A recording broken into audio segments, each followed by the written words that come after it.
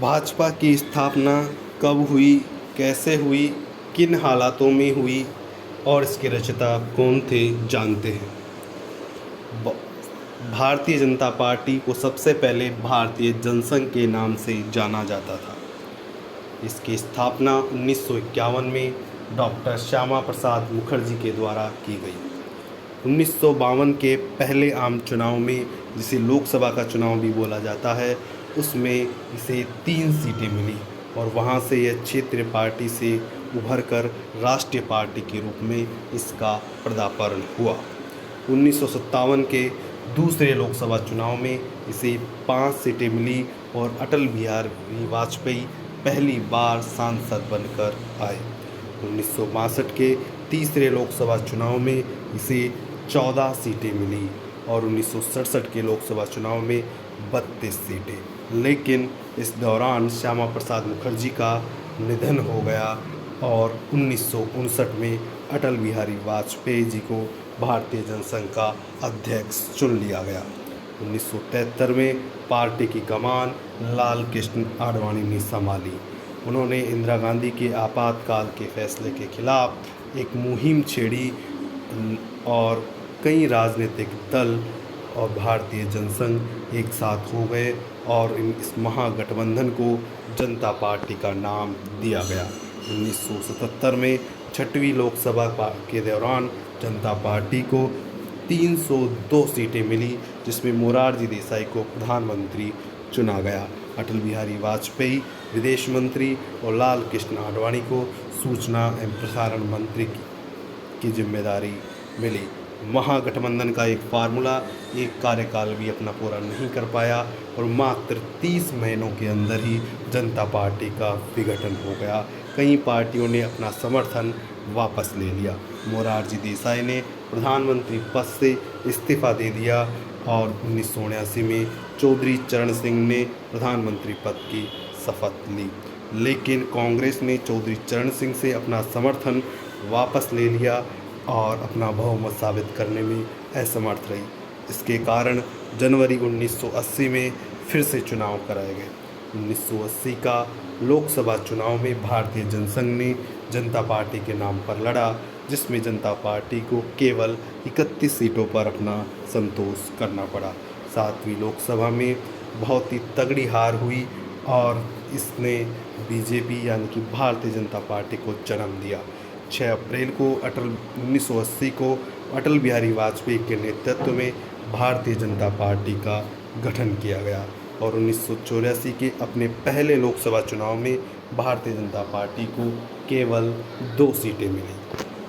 1986 में लाल कृष्ण आडवाणी ने भारतीय जनता पार्टी के अध्यक्ष के रूप में कमान संभाली और 1989 में 89 सीटें जीती और जनता दल को उन्होंने समर्थन देकर वीपी सिंह की सरकार बनाई। 1989 में ही भारतीय जनता पार्टी ने राम मंदिर आंदोलन की मुहिम चलाई और सोमनाथ से लेकर अयोध्या तक उन्होंने ये रथ यात्रा निकाली। इस दौरान मुरली मनोहर जोशी पार्टी की राष्ट्रीय अध्यक्ष बने गए। आडवाणी की रथ यात्रा को पूरे देश से ज़बरदस्त समर्थन मिला। नतीजा ये हुआ कि भारतीय जनता पार्टी को 1991 के आम चुनाव में 121 सीटें मिली।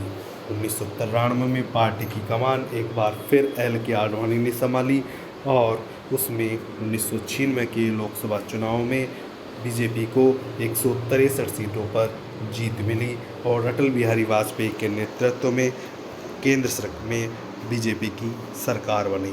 लेकिन बीजेपी का बहुमत नहीं होने के कारण 13 दिनों में ही ये सरकार गिर गई और 1998 में फिर से एक बार चुनाव हुए। वहाँ पर 183 सीटें बीजेपी को मिली और अटल बिहारी वाजपेयी एक बार फिर देश के प्रधानमंत्री बने।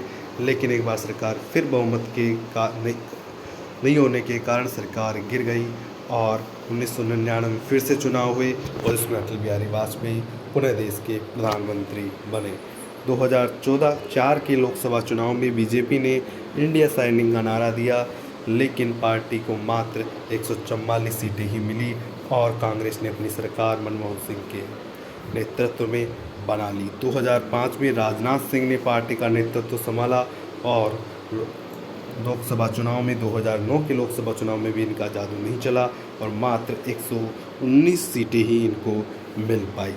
उसके बाद नितिन गडकरी ने पार्टी का कमान संभाला और 2014 में राजनाथ सिंह पार्टी के अध्यक्ष बने और उसके बाद अमित शाह ने इसके अध्यक्ष बने। तो ये सब चलता रहा और 2019 के लोकसभा चुनाव में नरेंद्र मोदी दोबारा काबिज हुए। तो दोस्तों, 2 सांसदों से अपनी सफ़र शुरू करने वाली पार्टी आज देश की सबसे बड़ी सांसदों और विधायकों वाली पार्टी बन गई है। और कांग्रेस के धर्मनिरपेक्ष राजनीति के जवाब में राष्ट्रवाद के समर्थन में 1951 में श्यामा प्रसाद मुखर्जी द्वारा स्थापित भारतीय जनसंघ की पार्टी ने अन्य लोगों के साथ मिलकर खूब चुनाव लड़े और भारतीय जनसंघ के नाम से उन्होंने उग्र राष्ट्रवाद के लिए एक आंदोलन छेड़ा। और 1977 में आपातकाल की समाप्ति के बाद भी भारतीय जनता पार्टी का अन्य दलों में विलय हो गया और भारतीय जनता पार्टी का गठन 1980 में हो गया और अटल बिहारी वाजपेयी और लाल कृष्ण आडवाणी ने भारतीय जनता पार्टी की नींव रखी। तो दोस्तों, ये था भारतीय जनता पार्टी के बारे में कोई जानकारी। वीडियो अच्छा लगी लाइक ज़रूर कर देना। Thank you. चैनल को सब्सक्राइब कर लेना। ओके।